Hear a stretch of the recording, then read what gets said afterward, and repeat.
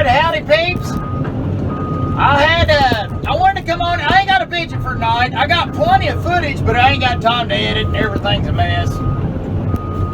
Let me knock this piece of junk down. Somebody needs to take this junk down.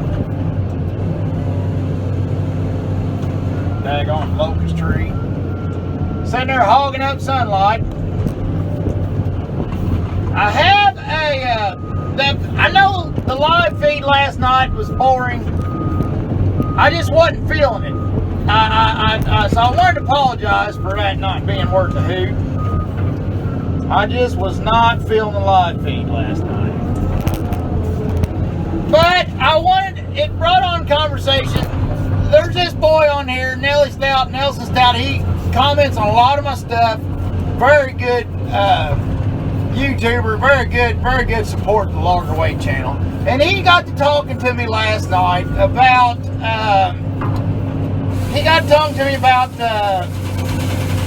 logging techniques, and I wanted to tell him about the experience we got and how we got started. But I thought, you know what? Somebody said last night, hey, tell a story when I was doing the live feed. I thought, you know what? I'll just go on here on vidya and tell Nelson that way.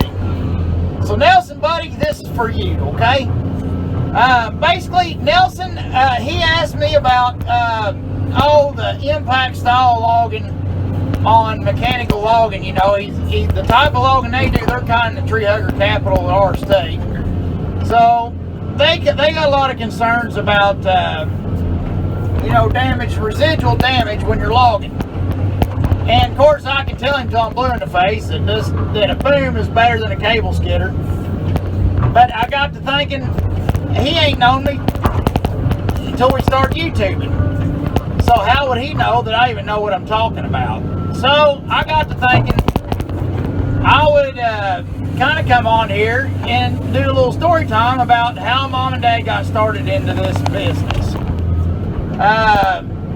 Dad come from a hog farm. Mom come from a dairy farm.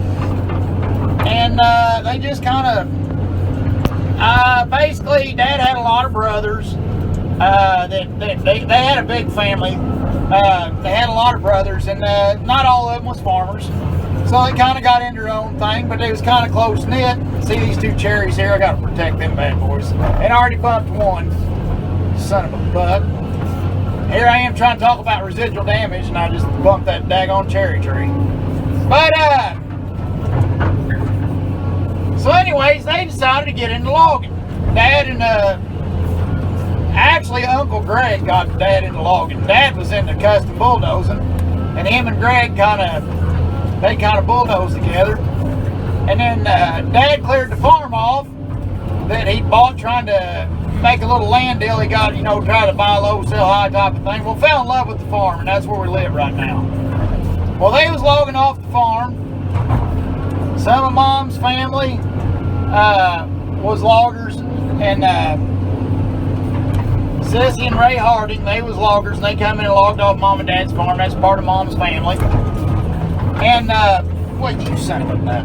Anyways, they logged off the farm. Greg fell in love with logging. Anyways, I don't know how exactly it all happened, but Greg basically talked Dad into logging. He said, I need a job. I'm tired of working down here. Greg was welding down at Jeff Boat, where they make barges. And he said, I'm tired of welding on freaking barges. Let's get into logging. Yeah, Dory.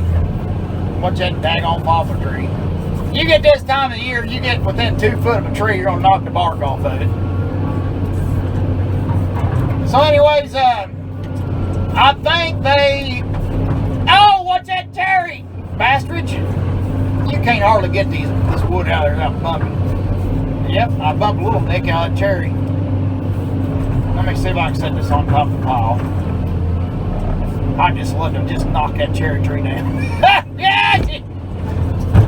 Take that cherry tree! Alright, now maybe Junkyard can get that out of there. Now quit sliding. I'll tell you what, Mom's got to cut it there anyways. We'll just do this right yard. So anyways, Mom was running a store derby. They bought the store derby from Dad's Uncle Hugh. And they was running a general store. So Dad basically sold, I forgot what he sold to get his first skidder. To make a down payment on a skidder. Then him and Greg went into logging. And that happened in the early 70s, and I don't know exactly, it was earlier than 75, I believe. Although it might have been close to 75. Stevie topped that one, I ain't gonna mess. I'll tell you what, I'll throw that piece of junk away. That ain't got nothing in it anyways. Just pulp and pulp in the toilet right now. For us anyways. Hang on, let me get that right down there, son of a bucket. They're gonna, oh, that aggravates me when that phone don't sit right. Come on. And broke my chain of thought. My thought chain ain't much of a chain. It's more like a rope. It's more like a thought rope instead of a thought chain. Daggone freaking junk out of the way. Sassy grass. So anyways, I forgot what the first. You on here, Joni? I know this is off the wall, but what year did you and Dad go into logging?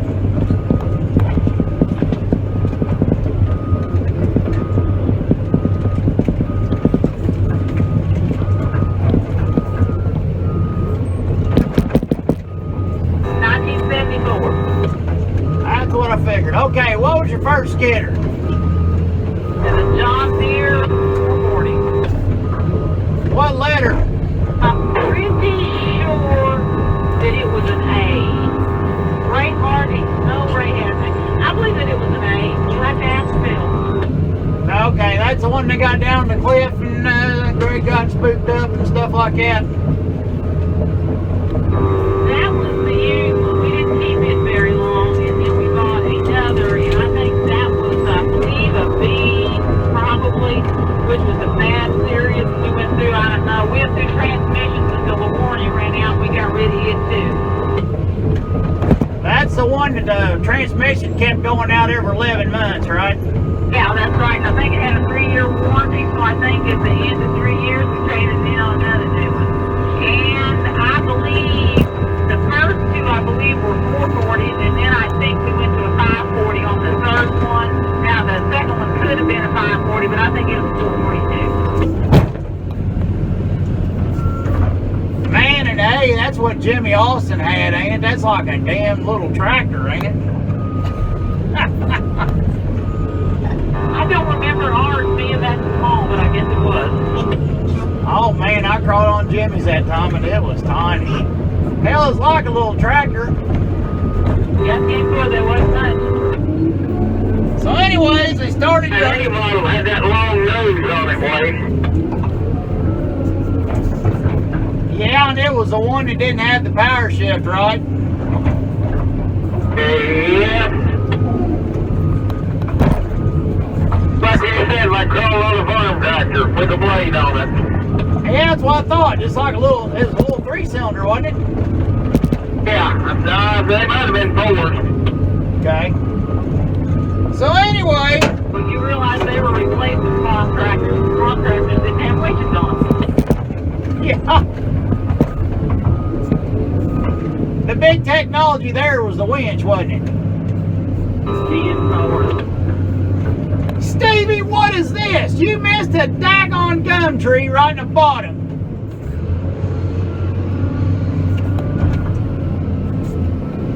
I don't think he's made it on his machine yet, maybe. Upgrade on Pee-wee. He has a valve that's only running about 15%. I think it has to run 50%. I believe I got that straight. And all they got to do is put a stent in, and they're going to put the stent in today.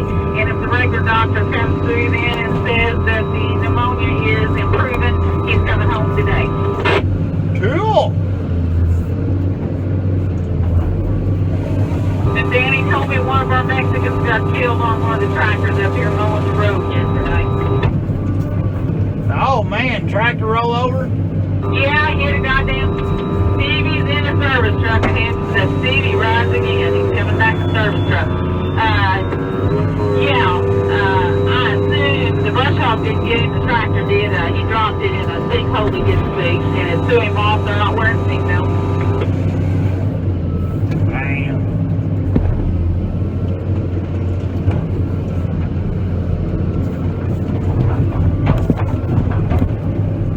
know somebody asked me on the phone there, we got hit in a wreck or something. They said somebody had a bad accident. We got our first,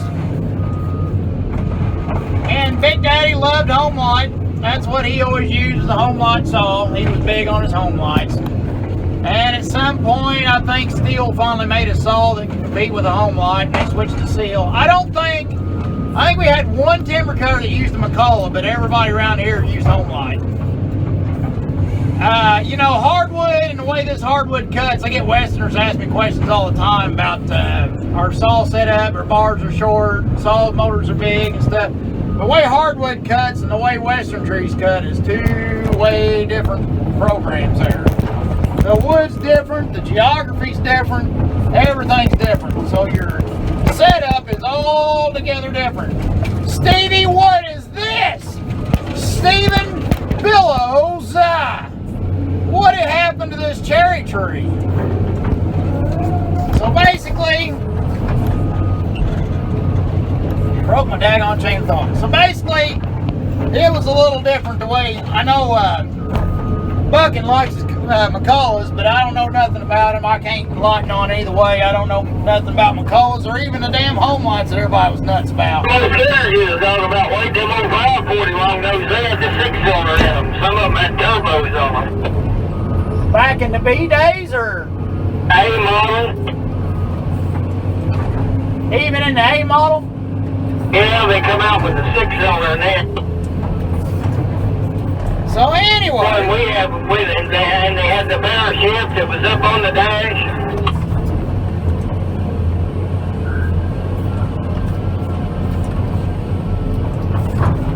Now I thought on Jimmy's A model, I thought it was up on the dash too, wasn't it? Or was it down there like a tractor? It should have been up on the dash on the right side, and then the blade should have been on the left side. Alright, this is driving me nuts. Come on, Hat, hold this daggone phone right. So, anyways, where was It I? was a straight shift. They should have had 2-gear shifts on the dash. I know when we had did. That's right, just like my grandpa's 4020. That's the way that was set up, yeah. Yeah, that when we had the shift and rods that wore out, them son of a bitch, they get tangled around each other and in the hanging gear. Yep, that's how his tractor does, yeah. So anyways, that's how we got started. Dad later on went into sawmilling, and Greg ran the woods for a good while till he finally got cancer. And Greg bought the first. Of course, Dad always stayed with the woods. He was buying timber and stuff like that. But the rest of us kind of got away from the woods and got into sawmilling hot and heavy. We had one of them massive bursts and skidders. That was worse than that little 440 John did. It was a, we get Junkie talking on old junk skidders. He'll go on for days. But anyways, I grew up a sawmill brat. I wasn't much of a logger. I'd help. I remember back in the D days, every once in a while we'd do like a land job or something, and I'd be out there and I got to play on a skidder. Maybe one of them D skidders a little bit. But I mostly didn't start skidding until the G model deers come out. I got to skid a little bit with the G model on Greg's crew from time to time. But not much to call myself nothing other than trying to figure out how not to bust chokers and stuff. Then, of course, Greg got cancer and got sick, and we had to take it. We bought him out basically so he could. That massive burner had a 4-cylinder Perkins in it and the exhaust running through the belly pan on it. Now you see what you started? Junkie will talk about junk skidders all day now that you got this started. So anyways. Thank God Roger is alive. All right. Go Haji Dodgy. So anyways, I bet he's going around that junk cottonwood there. I bet that's a tree he's going to bump against. But anyways, oh me digging my way to the ditch here. Junkie, we're almost ready for the pipe. You'll have to clean a drag of junk out to get to this before I put this pipe in. Okay. I think we're gonna beat the hell out of this cottonwood tree and save this little poplar here, or this big poplar here. We should have cut. So anyways, I know I keep talking around in circles and it's hard to get the story out while I'm working. My brain thinker don't work too good when I'm trying to work and talk and do things and think thoughts and stuff like that. That's just hard to do for me. Thinking thoughts takes full ability of my brain thinker, and sometimes that don't work so well. So I'll save that for crossing material. So basically, I think Greg got cancer in 2002, I believe, or late 2001. And he had bought the first grapple skidder. That's why I love the big dual arch so much, because that was Uncle Greg's skidder. That's the only reason I'm crazy about the dual arch. Other than that, it's a big slow turd, pretty much. But it did carry a pack of wood. You get junk timber, it's pretty nice. But Uncle Greg bought the very first grapple skidder to this company. Him and Dole both bought a 648 G3 dual arch skidders. Till that point, we had not used anything but cable skidders in this logging timber company since the beginning in 1974. So when you go to asking me questions about cable skidding and stuff like that, that's our experience on that stuff goes way, way, way, way back. And I'm here to tell you, in our type of geography, which up in Nelson's area, his geography's a little steeper, and they do got tree hugger stuff going on. But Crone in their LX830D and that intermittent head they got, they'll do, when he gets used to that machine, he will do a better job with that machine in 95, now listen close, 95% of the areas that he works in. There will only be about 5% of the time, and a lot of that 5% is veneered, when they're working veneer, that he won't do a better job with that cutter than you can do hand cutting. I know hand cutters hate to hear that, but that's a fact, Jack. We're a company that's done her both ways. So when you get to talking to me about doing low impact logging, buddy, when you get a boom in the woods like what I'm using here on this din, when you get a boom in the woods, until you get experience of using a boom in the woods, you can't even fathom what you're missing if all you're using is a cable skidder and a chainsaw. Because we done that.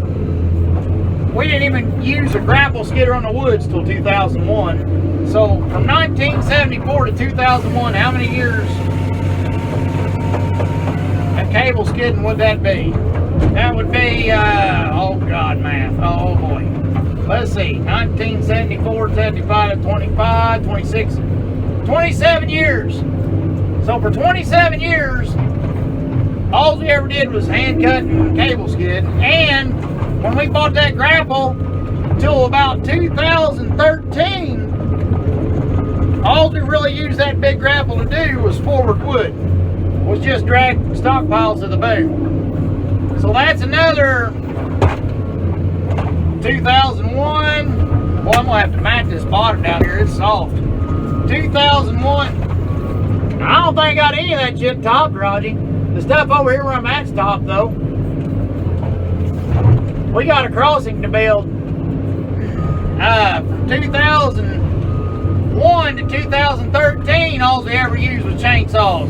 I don't think that feller buncher cut a tree till 2013 or 14. And at that point, we was just getting used to it, so we didn't use it much at all. So you're talking most of the time chainsaw and cable skidders all the way up till probably 2000, we can say till 2014 and a half. 90% of the wood we did was still hand cut and cable skid. So if you're wondering where I'm coming from when I'm talking about mechanical logging, we've spent a day or two doing it with a chainsaw, buddy. I have to tell you, we've done her for a day or two.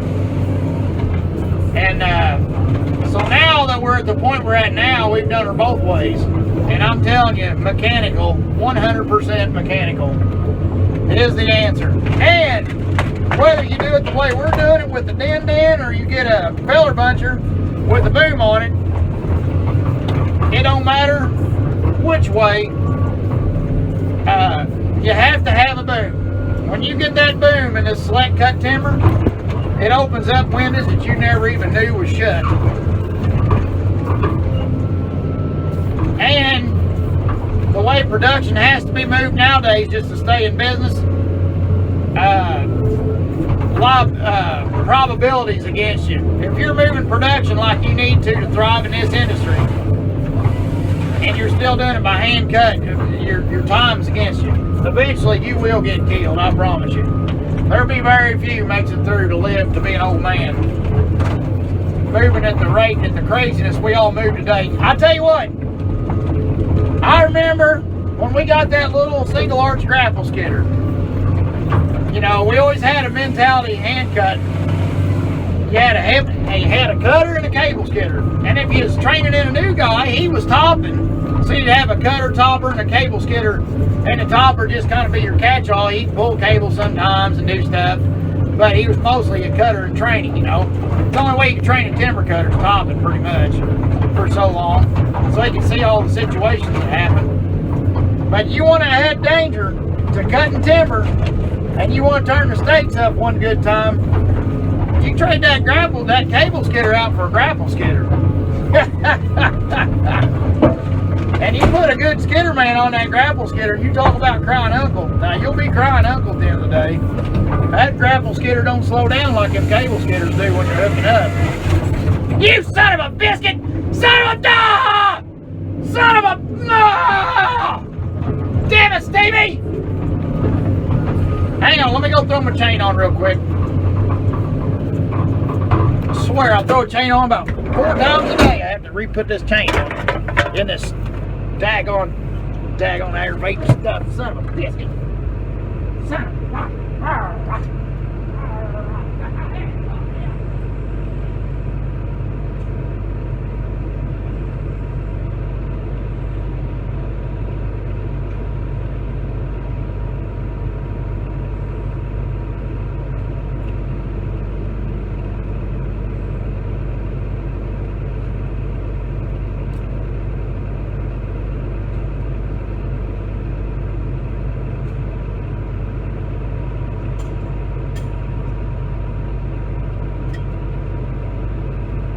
Of course, Nelson, one other thing you brought up, buddy, you got talking about skidding with tracks. Of course, you all's country up there, it's a little steeper than down here on average.